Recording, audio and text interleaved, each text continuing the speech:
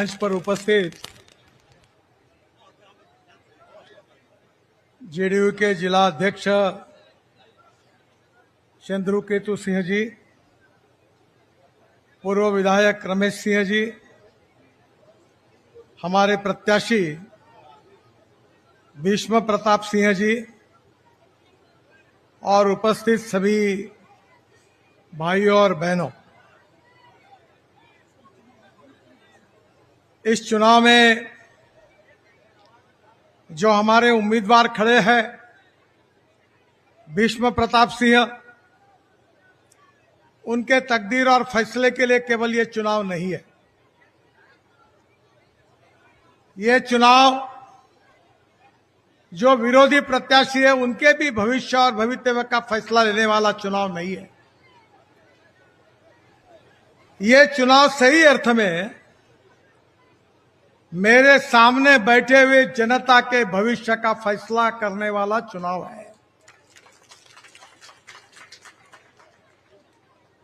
क्या आप बिहार का विकास चाहते हो? अच्छे रोड बनाना है ना? युवाओं को रोजगार देना है कि नहीं? ये कैसे मिलेगा अगर आप अच्छी सरकार नहीं लाओगे, आपके लिए अच्छे रोड नहीं बनेंगे, 24 घंटे बिजली नहीं मिलेगी, किसान के खेत को पानी नहीं मिलेगा और युवाओं के हाथों को रोजगार नहीं मिलेगा, तो बिहार की जनता की तस्वीर भविष्य कैसा बदलेगा?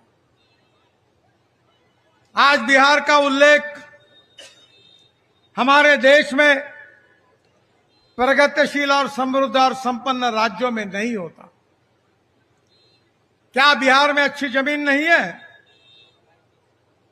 क्या बिहार में पानी नहीं है? सब कुछ होने के बाद भी यहां किसान आज भी जितनी कमाई करनी चाहिए उतना नहीं करता। बिहार में ये क्यों हो रहा है?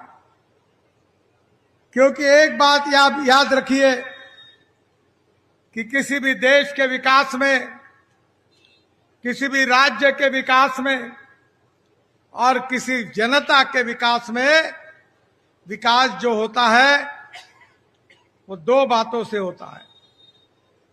एक तो उद्योग खोलने चाहिए और दूसरी खेती में प्रगति और विकास होना चाहिए।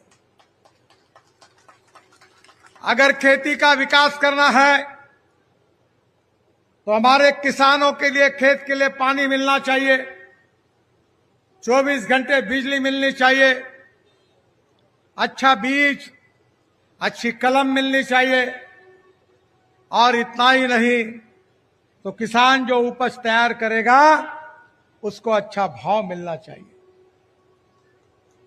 बहनों और भाइयों, मैं भी किसान हूं, 4 चीनी मिलें चलाता हूं और किसानों का भविष्य जो है आज बड़े मुश्किल में है।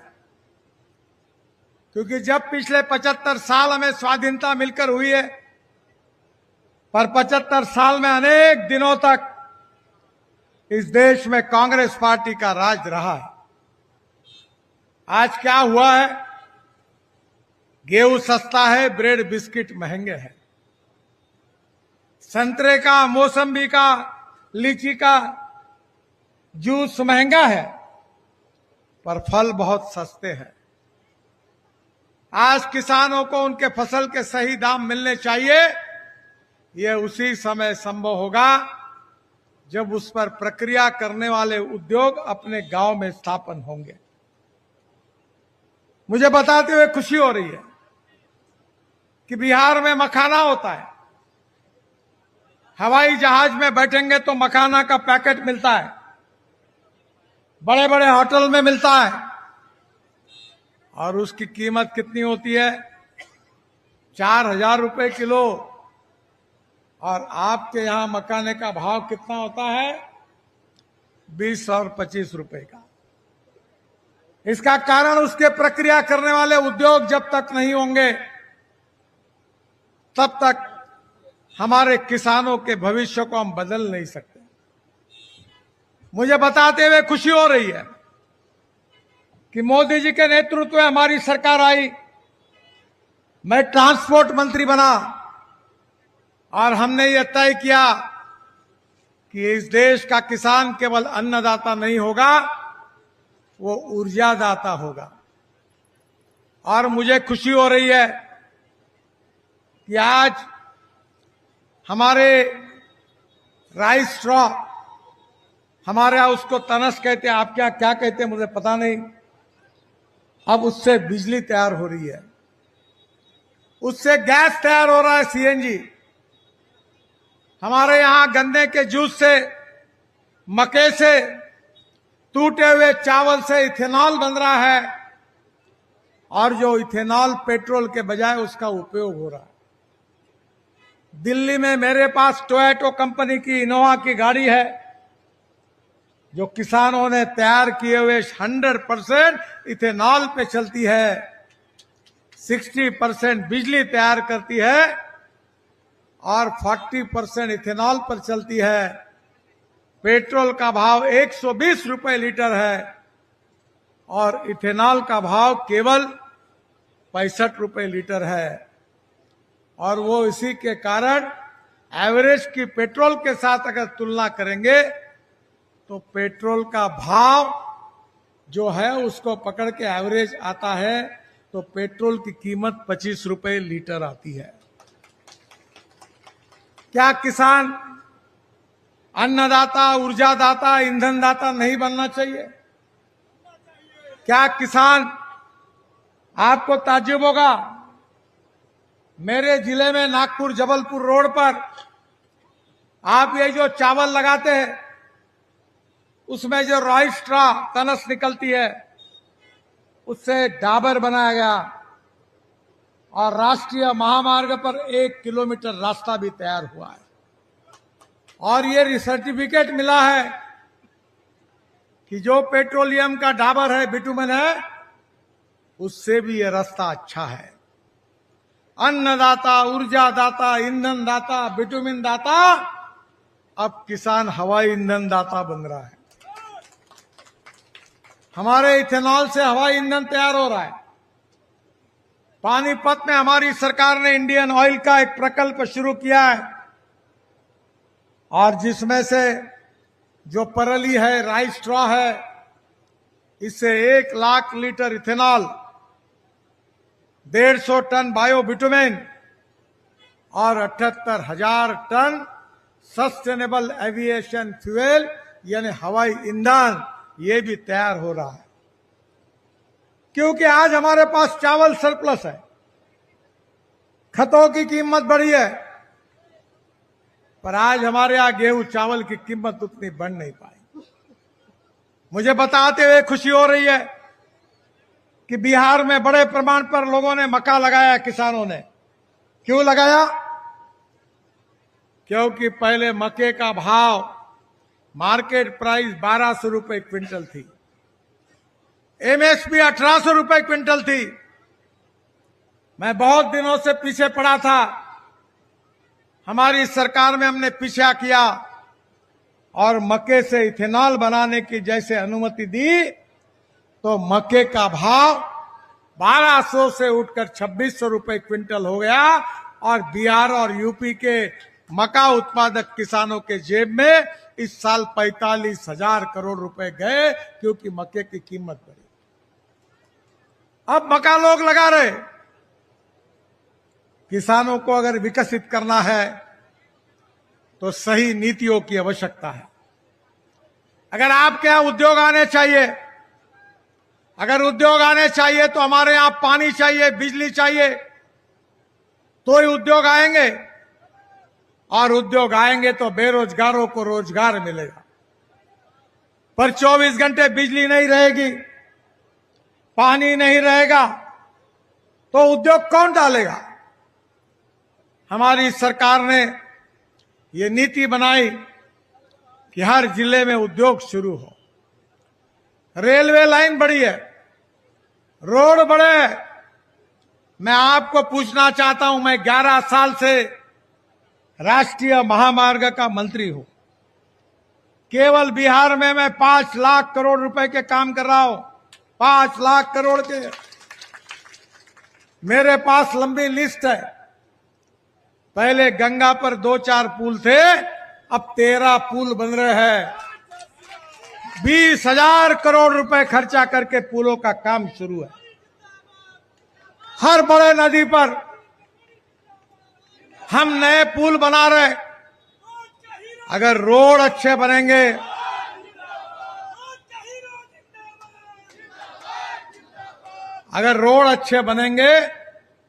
तो मेरा विश्वास है कि बिहार का विकास निश्चित रूप से होगा। मुझे याद है 2009-10 में मैं भारतीय जनता पार्टी का अध्यक्ष था। तब बिहार में सुशील मोदी जी के साथ हम एक रोड पर जा रहे थे। गाड़ियों का ताफा था और उतने में एक मोटरसाइकिल पर एक जवान लड़का अपने पत्नी के साथ जा रहा था और वो लड़का बार बार पीछे मुड़कर देख रहा था। तो सुशील मोदी जी ने मुझे कहा कि वो आपको देख रहा है। मैंने कहा वो मुझे नहीं देख रहा है, उसके मोटरसाइकिल पर पत्नी बैठी है। वो बार बार पीछे, इतने गड्ढे हैं रास्ते पर कि वो हाथ लगाकर देख रहा है कि गिर गई, है कि गिर गई। ऐसे रास्ते थे ना बिहार के। लालू जी के समय कैसे रास्ते थे? हाँ, आज कैसे? आज रास्ते क्यों बदले? मेरे कारण नहीं, मोदी जी के कारण नहीं, नीतीश जी के कारण नहीं, आपके कारण बदले। अरे आप अगर लालू जी को नहीं हटाते, हमारी सरकार नहीं आती, तो हम रास्ते कहां से बनाते? हम पुलिया कहां से बनाते? ये बने आपके कारण। ये जनता है, ये सब कुछ जानती है। और इसलिए बहनों और भाइयों, हम बिहार के युवाओं को रोजगार देना चाहते हैं। हम बिहार के किसानों को समृद्ध संपन्न बनाना चाहते हैं। हम बिहार के प्रगति और विकास के लिए हम बिहार में अच्छे अच्छे रोड बनाना चाहते हैं। बिहार के नदियों पर बड़े बड़े ब्रिजेस बनाने चाहते हैं। मेरे पास लंबी लिस्ट है। मैं एक एक प्रकल्प की बात करूंगा तो समय चला जाएगा। उसकी बात करने की जरूरत इसलिए नहीं है कि आप जब भी घर के बाहर निकलते हैं तो आप आपके आंखों से देखते हैं। अभी मुझे बता रहे थे कि यहां से राम जानकी मार्ग यहां से जा रहा है नजदीक से। मैं तो वो नेपाल में जा रहा है। नेपाल में जनक राजा जहां थे वहां तक मैंने तो ये भी निर्णय कर लिया कि 6-7 किलोमीटर वहां तक ले जाना है। तो मैंने अधिकारियों को कहा कि नेपाल से परमिशन लो और नेपाल में भी घुसा दो और जाकर डायरेक्ट सीता मां के जन्म स्थान तक ये रोड पहुंचा। बहनों और भाइयों, भगवान गौतम बुद्ध इस बिहार की देन है। इस बिहार में भगवान गौतम बुद्ध का जहां जन्म हुआ, जिस बोधि वृक्ष के नीचे उनको ज्ञान प्राप्त हुआ, जहां जहां वो रहे, वो पूरे गांवों के लिए बौद्ध सर्किट के रूप में हमने 22,000 करोड़ रुपए खर्चा करके पूरे 4 लेन और 6 लेन रोड से उसको जोड़ दिया। बहनों और भाइयों, प्रभु रामचंद्र की अयोध्या सर्किट हमने बना दिया, बौद्ध सर्किट बना दिया, केदारनाथ, बद्रीनाथ, जहां पूरे हमारे हिंदू भाविक वहां दर्शन करने के लिए जाते हैं, वहां भी हमने 4 धाम की योजना लाई। आप हिंदुस्तान के किसी भी प्रदेश में जाइए, अरुणाचल में जाइए, मेघालय में जाइए, त्रिपुरा में जाइए, उत्तर प्रदेश में जाइए, कश्मीर में जाइए, उत्तराखंड में जाइए, हर राज्य में रास्ते बदल गए। मैं आपको विश्वास देना चाहता हूं, आप एनडीए को साथ दीजिए, हमारे प्रत्याशी भीष्म प्रताप सिंह जी को जिताइए। मैं आपको वचन देता हूं कि बिहार के रास्ते अमेरिका जैसे बनेंगे, ये वचन मैं आपको देता हूं। और मैं ऐसे फोकनार नेताओं में से नहीं हूं। मैं जो बोलता हूं वो डंके की चोट पर पूरा करके दिखाता हूं। है कोई माइका लाल कि 11 साल में मैंने जो बोला वो नहीं हुआ? अगर बताने वाला कोई हो तो खड़ा होकर मुझे बता दे। मैं जो बोलूंगा वही करूंगा, और जो करूंगा वही कहूंगा। और इसलिए मैं आपको विश्वास देना चाहता हूं कि एनडीए के राज को आप फिर से लाइए। मैं विश्वास दिलाना चाहता हूं कि बिहार के रोड राष्ट्रीय महामार्ग अमेरिका के बराबर के स्टैंडर्ड के आपको बना दूंगा। आप कभी मुंबई गए हो? मैं मुंबई से हूं, महाराष्ट्र से। मुंबई में मैंने 55 उड्डान पुल बनाए, मुंबई पुणे एक्सप्रेस हाईवे बनाया। वो टीवी पर देखते ना, समुद्र में वर्ली बांद्रा ब्रिज बनाया। बहनों और भाइयों, मुझे पता है कि काम कैसे करना। मेरे पास पैसे की कमी नहीं है। मैं बोलता हूं 40-40 हजार करोड़ के रोड बना रहा हूं। ये इतनी लंबी लिस्ट है कि मैं गोरखपुर से कलकत्ता तक रोड बना रहा हूं 40,000 करोड़ का। आपके यहां से एक्सप्रेस हाईवे बना रहा हूं, 120 किलोमीटर से गाड़ियां जाएगी। जहां 6 घंटे लगते हैं वहां 1.5 से 2 घंटे में काम हो जाएगा।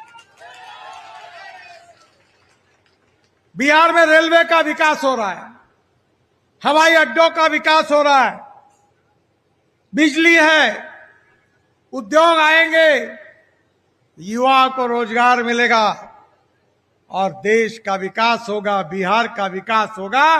बिहार सुखी, समृद्ध और संपन्न राज्य बनेगा। बहनों और भाइयों, गरीब गरीब होता है। गरीब को जात पंथ धर्म भाषा नहीं होती। मैं भी सांसद हूं, मुझे मालूम है आप बिहार में बहुत जात पात की बात करते हो। मेरे यहां जात पात की बात नहीं चलती, ना मैं चलने देता। मैं बोलता हूं हमारे युवाओं को रोजगार चाहिए, हमारे किसानों को सही फसल के दाम चाहिए, हमारी गरीबी, भूखमरी, बेरोजगारी हमको दूर करना है, गांव गरीब मजदूर किसान का कल्याण करना है।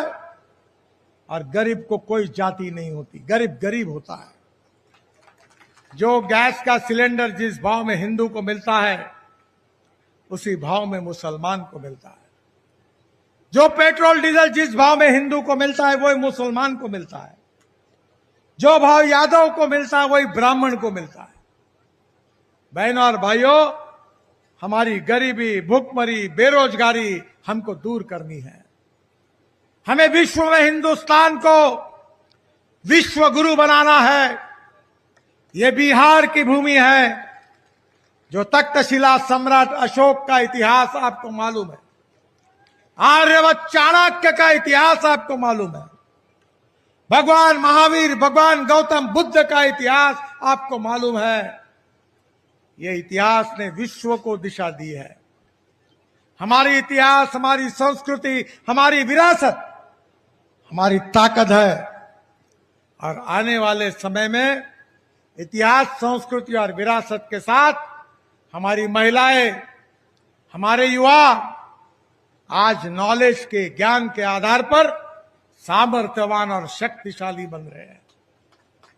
मैं अक्सर 2 बातें कहता हूं कि conversion of knowledge into wealth, ज्ञान का रूपांतर वेल्थ में, संपत्ति में होना चाहिए।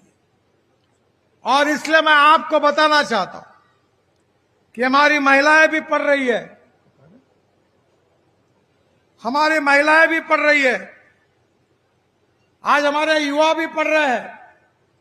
महिला बचत गट के माध्यम से महिला भी सामने आ रही है। जात, पंथ, धर्म, भाषा, सेक्स के आधार पर कोई डिस्क्रिमिनेट नहीं होंगे। सबके साथ समान न्याय होगा, सबका समान विकास होगा। यही एनडीए का विचार है। बहनों और भाइयों, हमारे पूर्व राष्ट्रपति डॉक्टर राजेंद्र प्रसाद जी की यह जन्मभूमि है। मुझे विश्वास है इस भूमि ने हमारे देश को अनेक नेता दिए हैं। अब हमें ऐसा नेता चाहिए जो देश की चिंता करे। हमें ऐसे नेता चाहिए जो किसानों की चिंता करे। हमें ऐसे नेता चाहिए जो गरीबों की चिंता करे। हमें ऐसे नेता नहीं चाहिए जो केवल अपने पुत्रों की और पुत्री का विचार करे।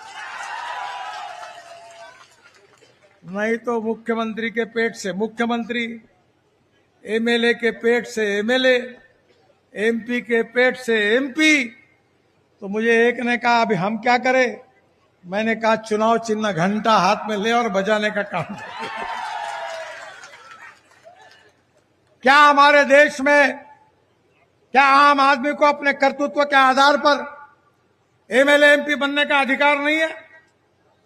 क्या वो गरीब है, उसके माता पिता एमपी नहीं है, एमएलए नहीं है, मुख्यमंत्री नहीं है, तो क्या वो चुनाव लड़ने का उसको अधिकार नहीं है?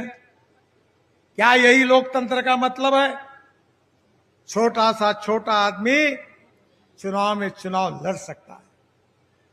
और चुनाव एक परीक्षा होती है, और उस परीक्षा में जो उत्तीर्ण होता है, जो जनता की ईमानदारी से सेवा करता है, ईमानदारी से सेवा करने की काबिलियत रखता है, वही चुनाव में जीतता है।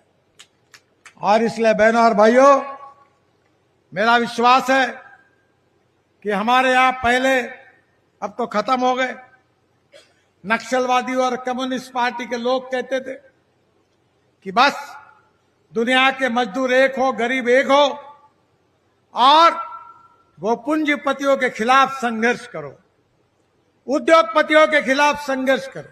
क्या हुआ?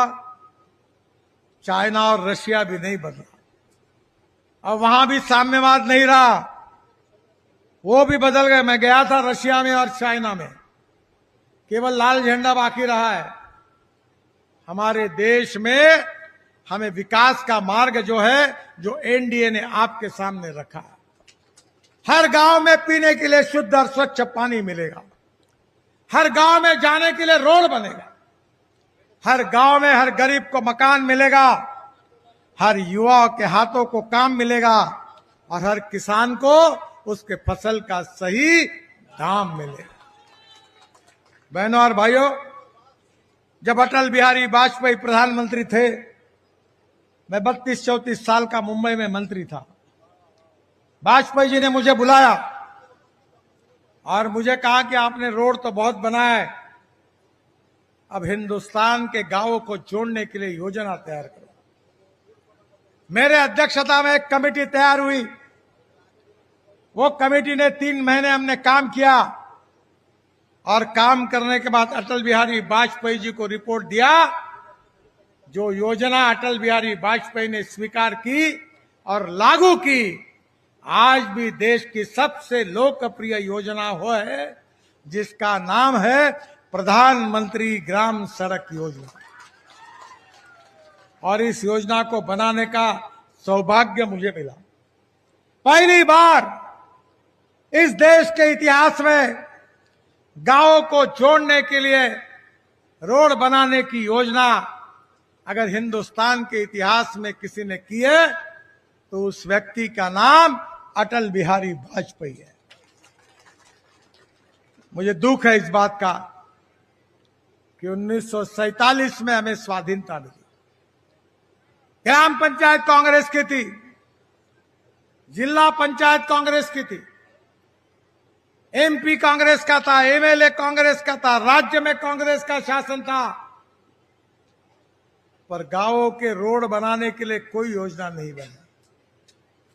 जब एनडीए की सरकार आई, अटल बिहारी वाजपेयी जब प्रधानमंत्री बने, तब इस देश के गांव की जनता के भविष्य को बदलने वाली प्रधानमंत्री ग्राम सड़क योजना की शुरुआत हुई। गांव समृद्ध बनने चाहिए, केवल स्मार्ट सिटी नहीं, स्मार्ट विलेज बनने चाहिए।